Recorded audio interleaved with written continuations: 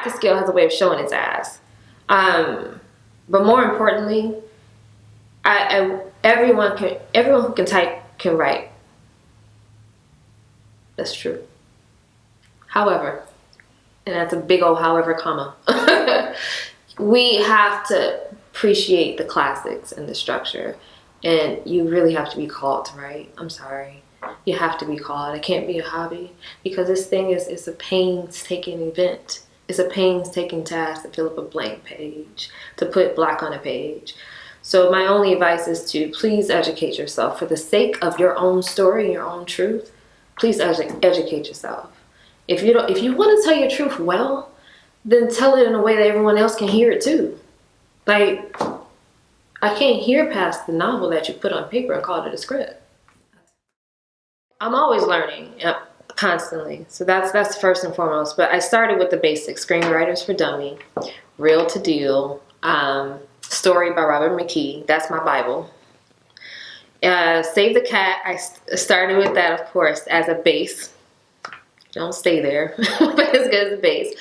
Comedy books. I think pretty much every screenwriting book out there, Cut 2 is showing. Every screenwriting book that's out there, I've read, and I put them all on our website.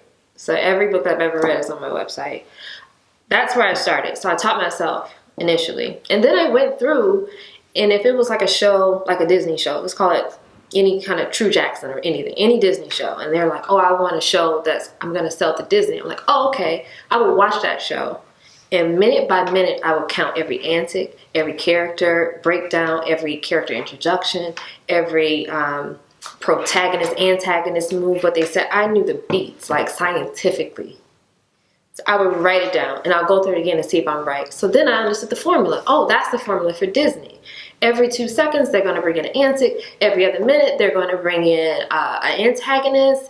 Every break, they're going to have a teachable moment. Like, I knew the beats. And once I knew the beats, I was like, oh, I could just duplicate this formula. It wasn't paint by numbers. It was understanding your roadmap.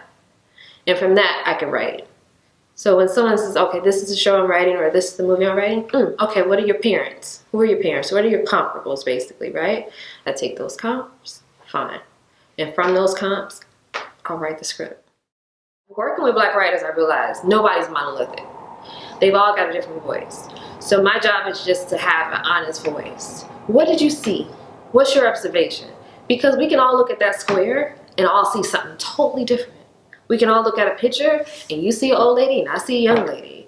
So my responsibility is for them to be honest in their voice, in your observation. Be truthful to yourself. What do you see and what do you feel? Because every script, every word, every character built, it's really just you. It's a different version of you, or who you may want to be, or who you want to explore. It's just you. So my responsibility, no matter what your path or your culture, ethnicity, because some folks really do identify in a different culture, even though that they're phenotypically Black.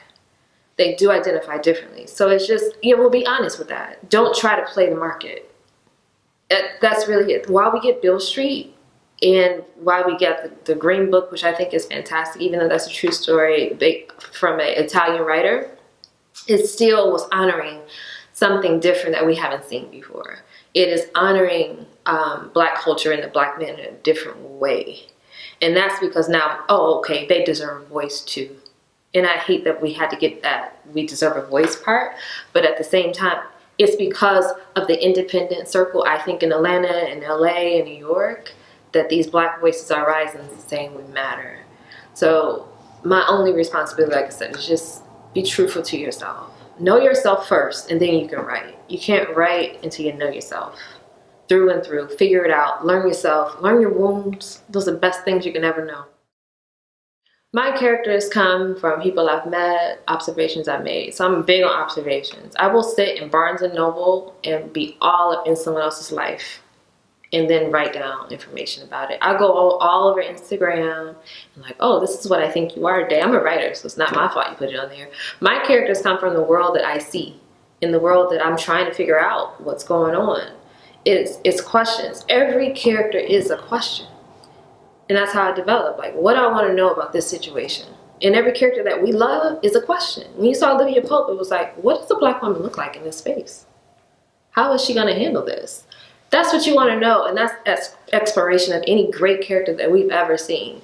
If we saw The Color Purple looking at Sue, we'd be like, what is it like back then? So that's my character development, is what are the questions and how deep can I develop them to the point where they're sitting next to me writing themselves. What is every tick? What are their issues? Where did they grow up? Where were they born? What are all the flaws? Because humans are obviously flawed. What is it that makes them wake up and keep going? What is your why? Are you doing this to have a legacy? Are you doing it for the fame? Whatever the why is, I don't care if it's for the carpet or the bed or for just to have whatever it is. Whatever your why is, make it significant and make it move you every single day.